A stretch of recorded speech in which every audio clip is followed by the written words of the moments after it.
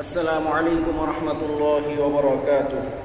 প্রিয় দিনী ভাইয়েরা, আমি আপনাদের সামনে একটি গুরুত্বপূর্ণ মাসালা নিয়ে উপস্থিত হয়েছি।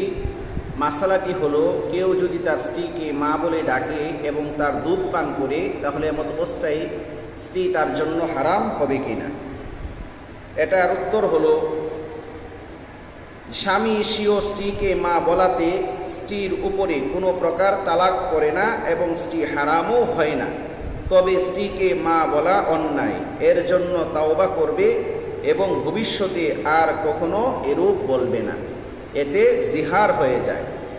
আর 2.5 বৎসর বয়সের মধ্যে কোনো মহিলার দুধ পান করলে তার সাথে দুধের সম্পর্ক কায়েম হয়।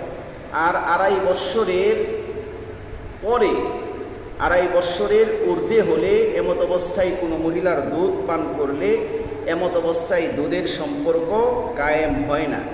এই কারণে স্বামী তার স্ত্রীর দুধ পান করার কারণে তাদের মধ্যে কোনো দুধের সম্পর্ক হয় নাই, দুধ মা অথবা দুধ ছেলের কোনো সম্পর্ক হয় নাই।